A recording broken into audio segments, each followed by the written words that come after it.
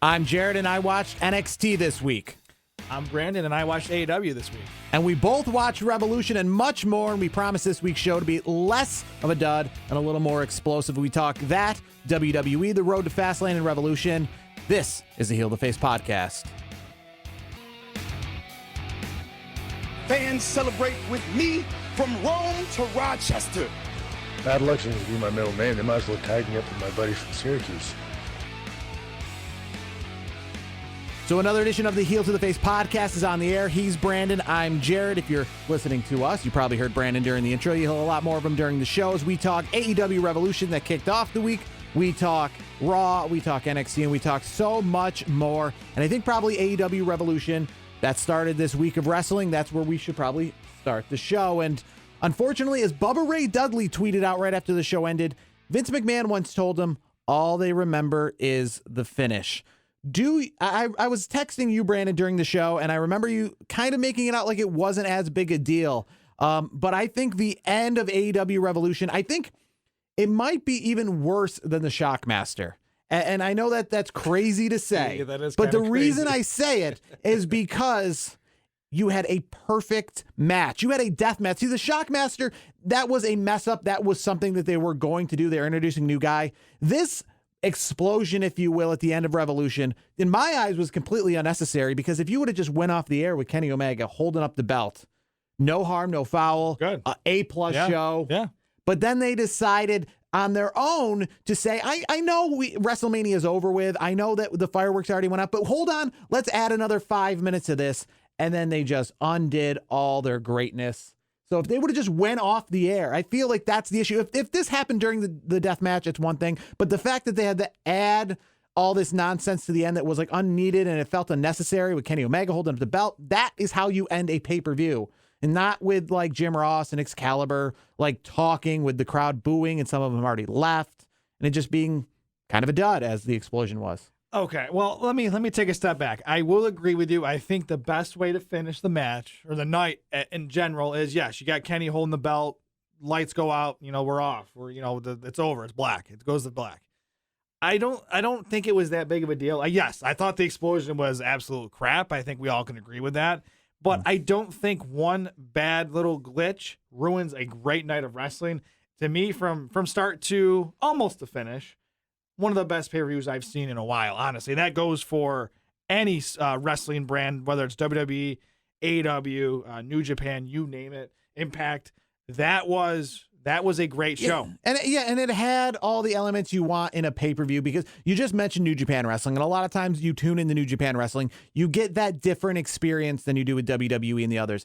AEW this week delivered on it, I guess, a level in which fans of both things like New Japan Wrestling and WWE, who are looking for the namesakes, the surprises. When I watch New Japan, I know a certain group of people, but for the most part, it's like when I watch UFC. I'm just looking for the matches. I don't care about the storylines. I don't care about how they go, what these mean going into the future. I just care about the here and now. And AEW did the WWE route where you actually cared. You actually cared about the characters. You cared about the storylines, but then also delivered on the matches as well. So it felt more like a good WWE pay-per-view. And it felt like it would be more for somebody who likes WWE, which we do. Yeah. And it delivered on like a professional wrestling Americanized event. Overall, I give it an A. Obviously the end was just not needed. It would have been an A+, but I give it an A+ minus the dud, including the dud. I agree with you. I think it's an A.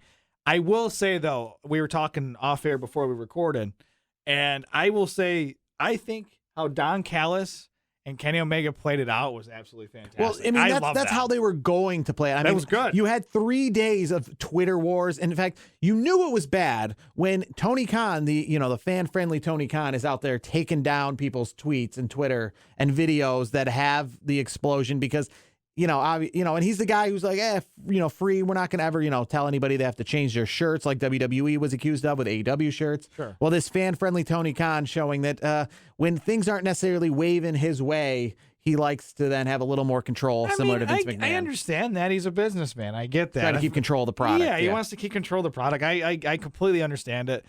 You know what? It's fine.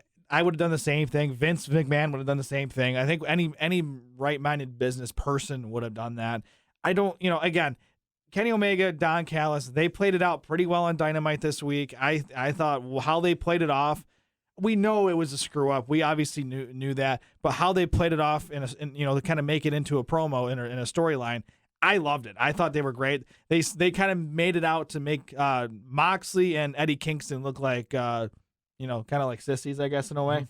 So I'm okay with it. And, if you had to add 5 minutes, I guess, to the pay-per-view, because the whole idea was to reunite Jon Moxley and Eddie Kingston, so that's kind of why they had to add time. It could have just went off the air with Eddie Kingston going out there and defending, you know what I mean? Just in a typical way, in a WWE way, where they don't have exploding death matches and exploding ring. They just come out and defend, and then Kenny Omega and the Good Brothers retreat. That's how the pay-per-view could have went off the air. But some other highlights from the pay-per-view, you predicted it. It was kind of out there. It's one of the many people that were on the list. Christian Cage makes his AEW debut.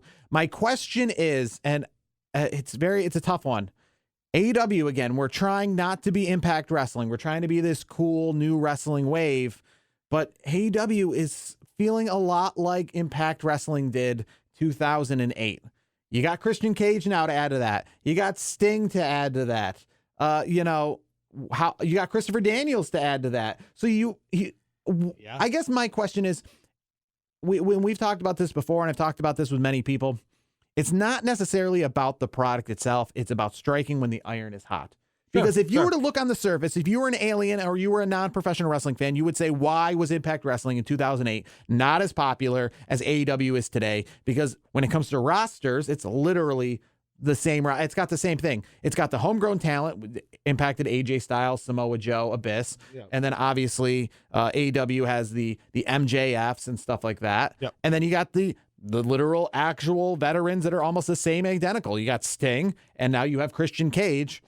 And Christian Cage, if you remember, the only reason I think he was ever somebody who was worthy, I guess, of going to AEW was because when he went to Impact Wrestling, as Impact Wrestling always did, they took anyone who was in WWE and they pretty much treated them like they were a main eventer. You could have been one half of the Dudley Boys, but if you were in WWE, they're going to shoot you to the top because of your name. Yep. Christian was that example. Christian was never a world heavyweight champion in WWE. He never really had that potential.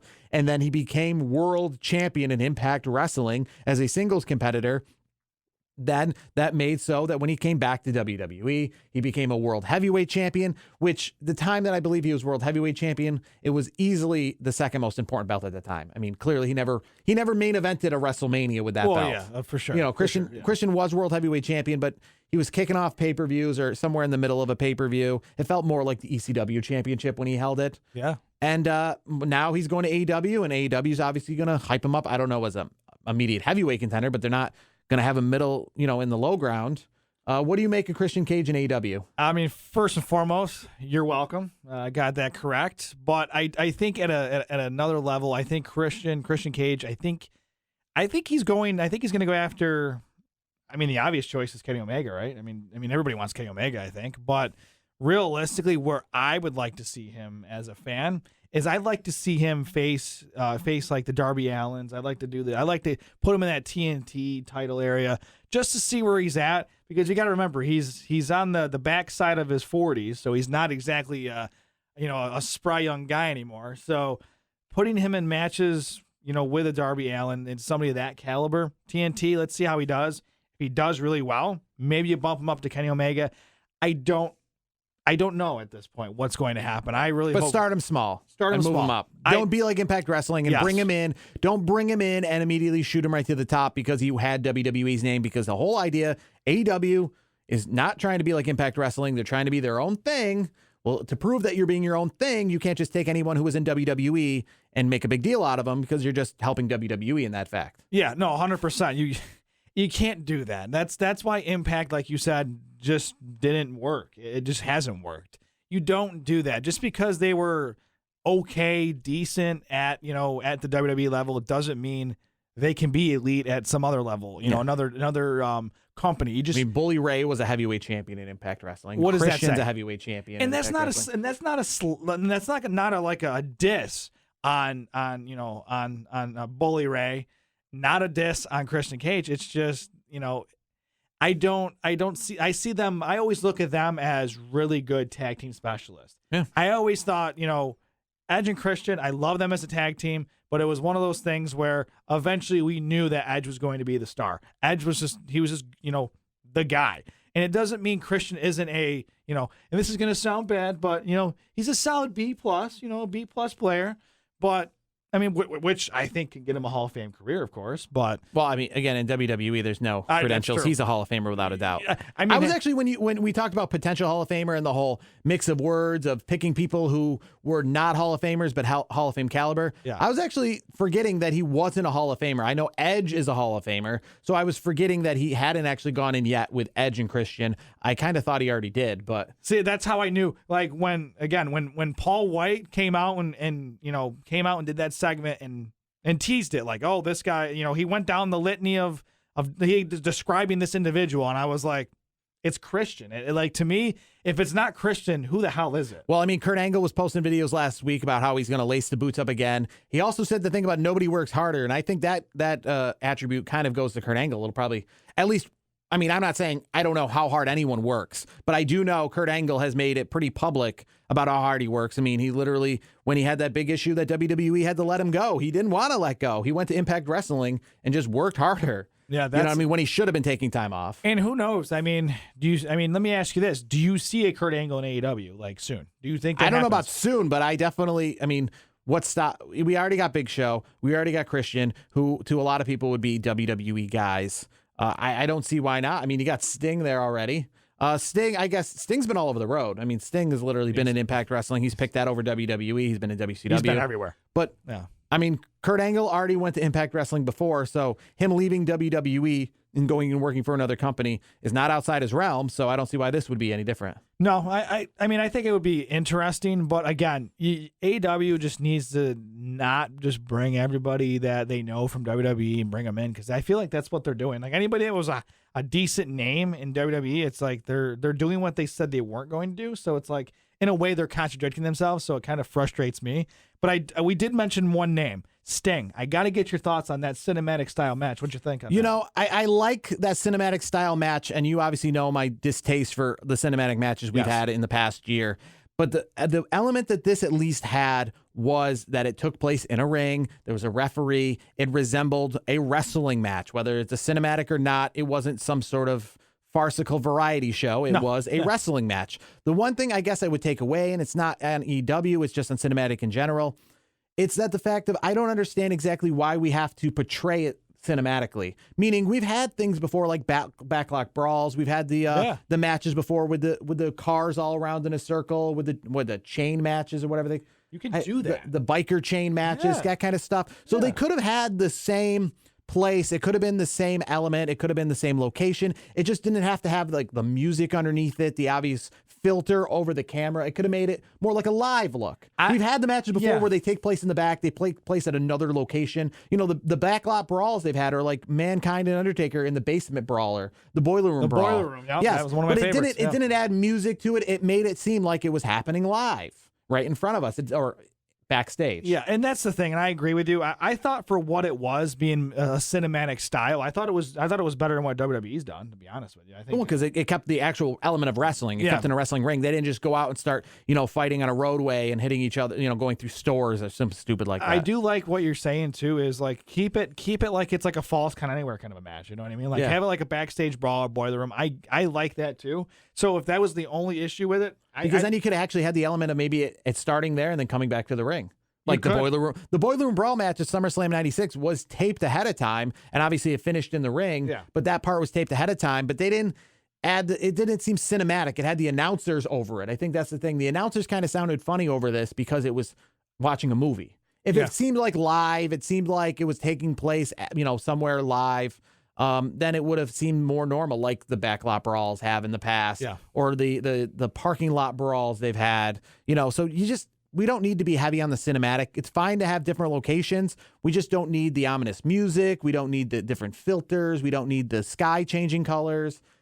Which, I mean, what did you make of Sting in that match? Did you it made him look good. It definitely made him look good for sure. I mean, obviously the fact that they could edit the stuff helped him out a lot. But yeah, I mean, he looked tough. He looked good. He looked better than than you think he would look if he came back to the wrestling ring. Yeah, and I really enjoyed the Darby spot too, where he did the coffin drop off the top of he dropped like 2 stories. Oh yes, that was nice. I was gonna say, I thought the when he was thrown through like that plate, that window and he hit the brick wall there, that looked like it's got to hurt. Right? I don't know how you do that without it not hurting. Oh, it definitely hurt. Absolutely. And that's the thing about Darby Allin.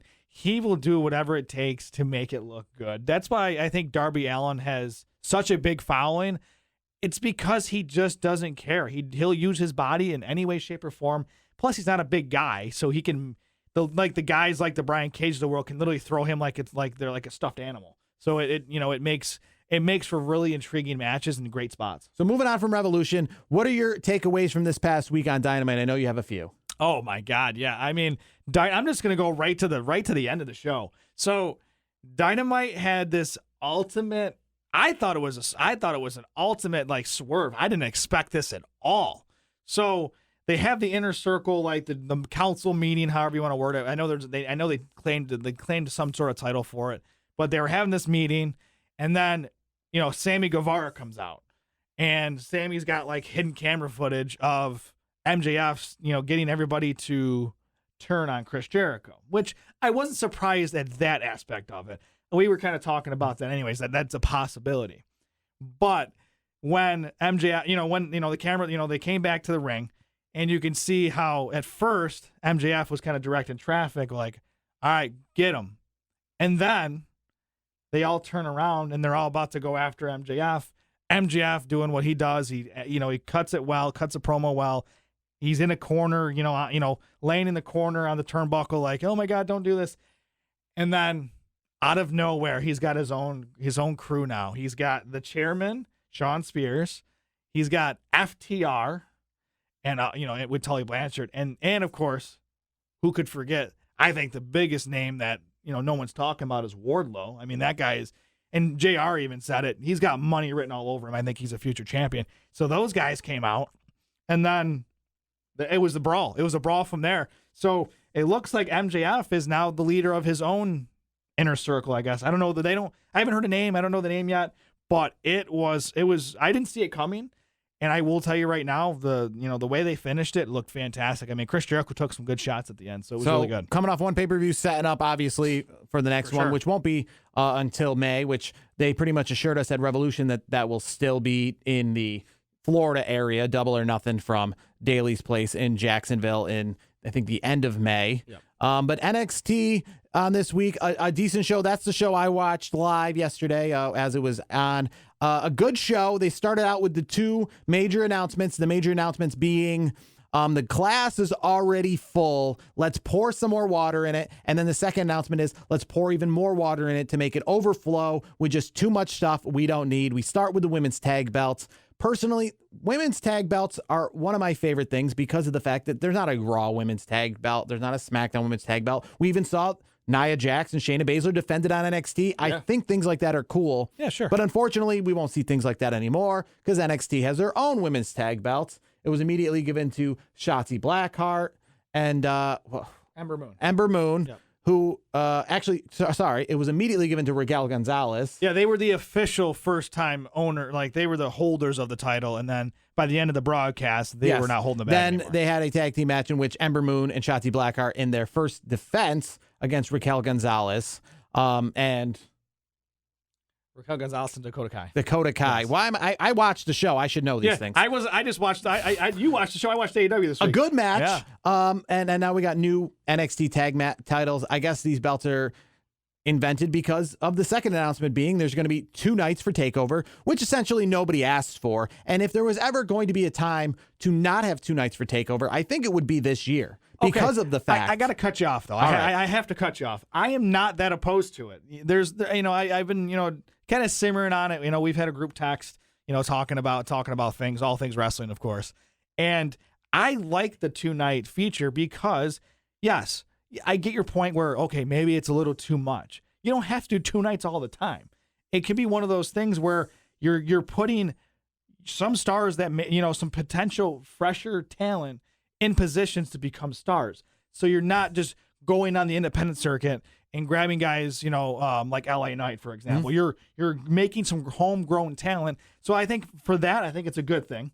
And the other takeaway is the NXT women's tag team titles. I think it's a good thing because what have we been complaining about for the longest time? Where's the Raw and SmackDown tag team division for women? Where is it? It's like non-existent, right? Well, it's really not existent for either. They have to just create teams. They do, and that's the thing. You need to, obviously, NXT is its own thing.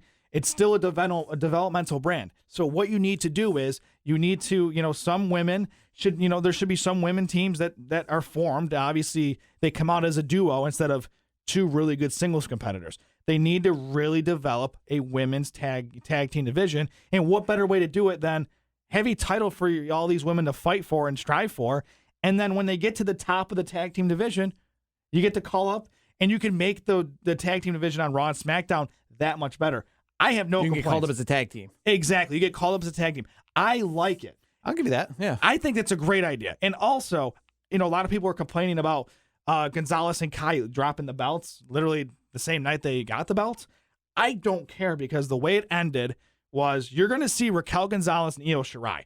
That is happening, and I am on board. You know me. We've been talking about it for months. Raquel Gonzalez, to me, male, female, it does not matter. She is the star of 2021. The reason I have a problem with two-night takeover is because now I'm not saying there can never be a two-night takeover or it couldn't happen in the summertime or happen next year or anything like that.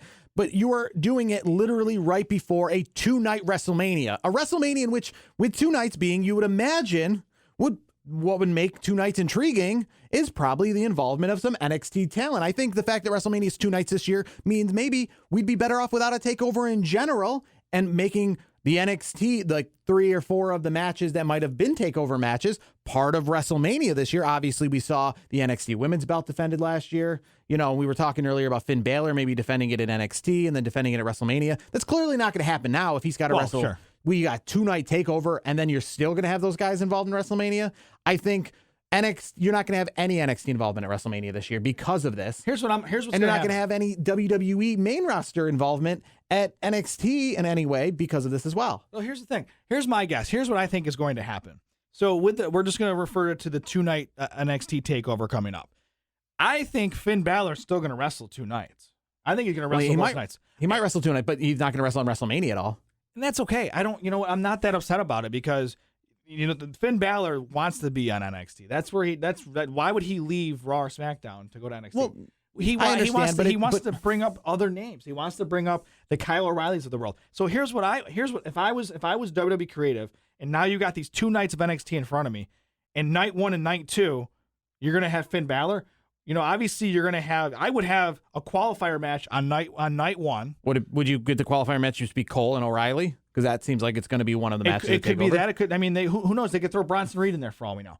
You do a qualifiers match, for night 1. So the winner faces Finn Balor or winner of Finn Balor match, assuming he wins the night 1. He's probably going to face Karrion Kross. I'm okay with it. I think Karrion Kross and Finn Balor night 1, winner of that takes on the winners of the night 1. Like I'm going to call it like a battle royal, but like a triple threat or a fatal 4-way match. I think you can still incorporate Finn Balor 2 nights in WrestleMania week, and it's fine. Well, you can incorporate. You just won't. The 2 nights won't include WrestleMania at all. And WrestleMania.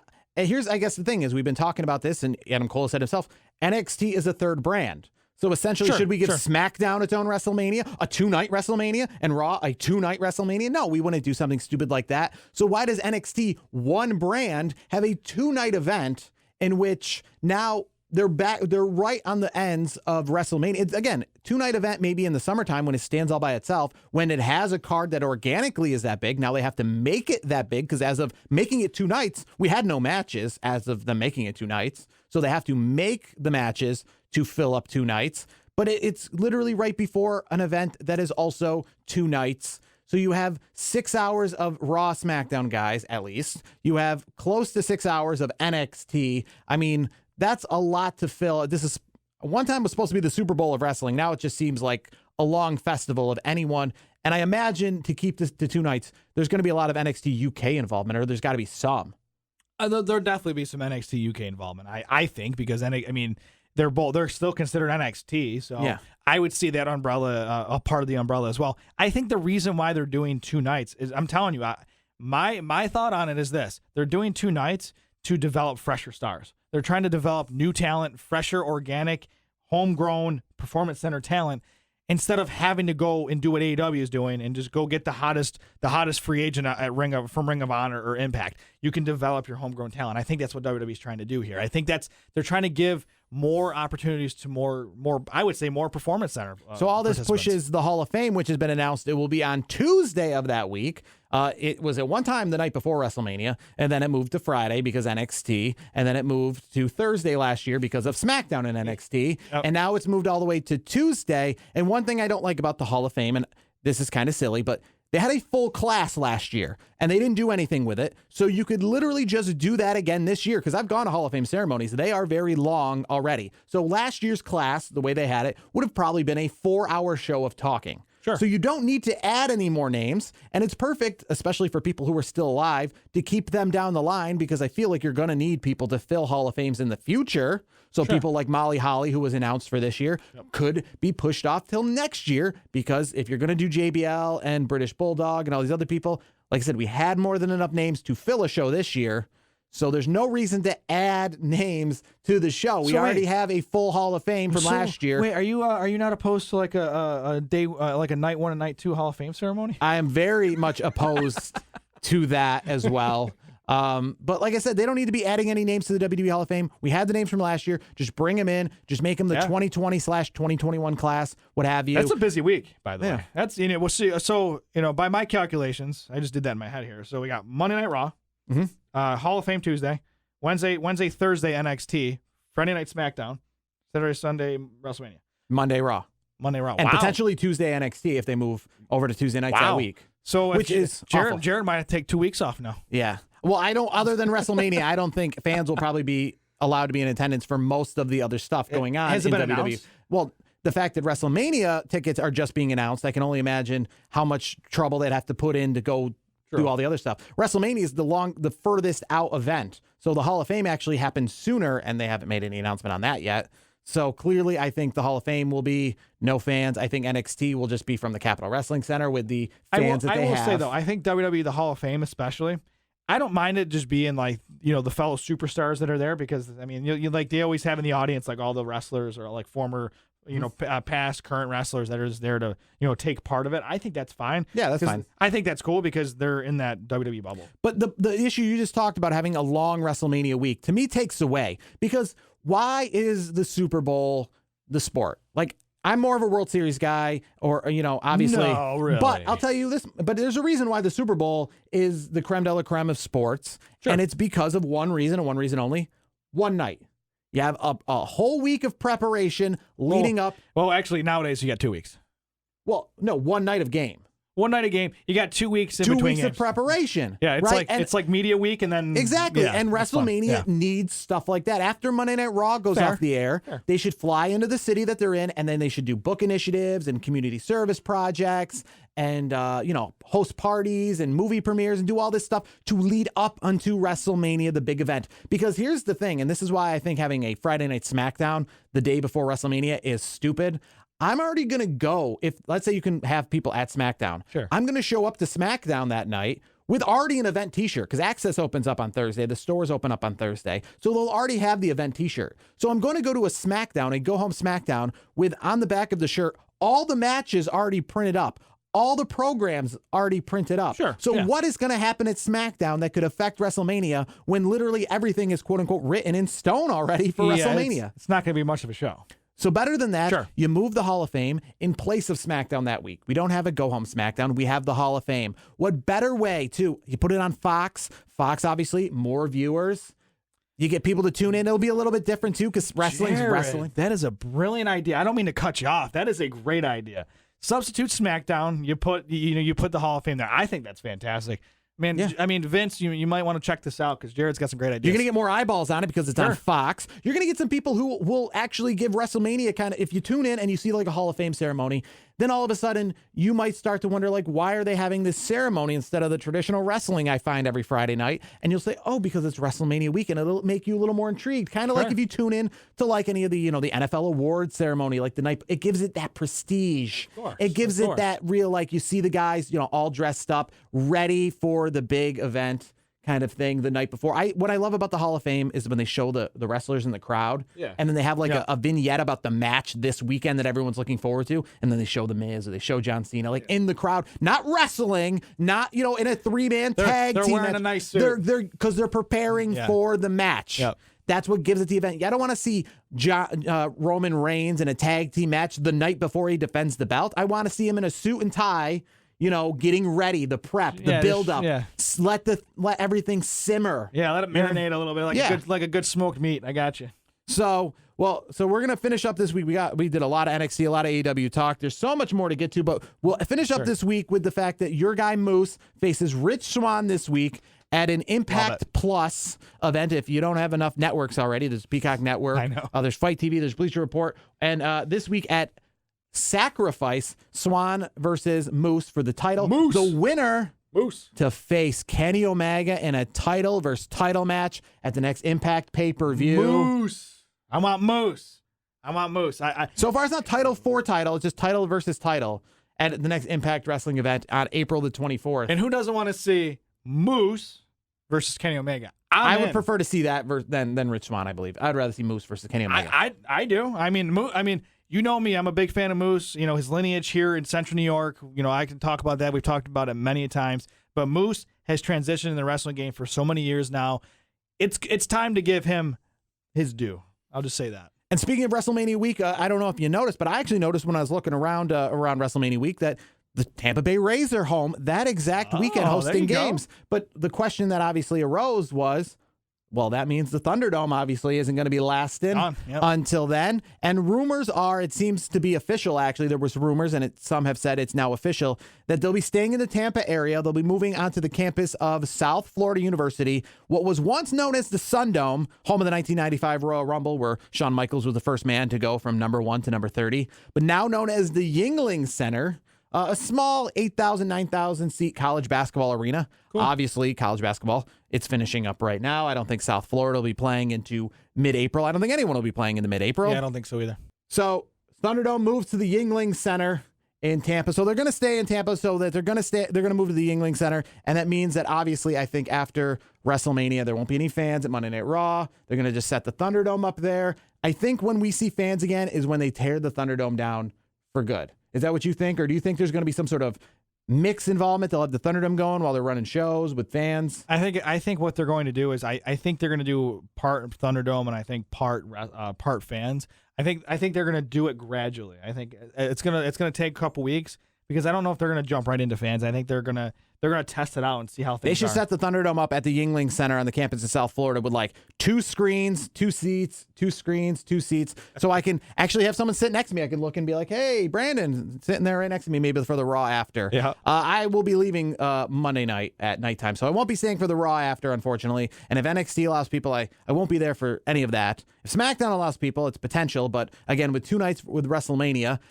you forget some people want to do other stuff than wrestling when they're on vacation. They don't want to just literally wake up and do wrestling all really? day. You Yeah, of all people? yeah. I thought you'd be It's doing crazy. I wrestling. mean, there's beaches there. Sure. There's literally going to be Major League Baseball regular season games. Both the Blue Jays hosting regular season games in Dunedin, Florida, as well as Tampa hosting the Yankees that weekend. Sidebar: he's a big Blue Jays fan. So if I can go see the Blue Jays playing the Los Angeles Angels that weekend, a regular season game down in Florida, I'll take that. But I mean, there's Ybor City, there's St. Petersburg, there's lots of stuff to do. Sure. Right now, I've got reservations. I don't have tickets yet. That'll be a story for next week because tickets go on sale on Tuesday. Good luck. But for this week, we got Brandon. I'm Jared. Next week, we'll build you up the fast lane and so much more as this has been the Heel to the Face podcast. See ya.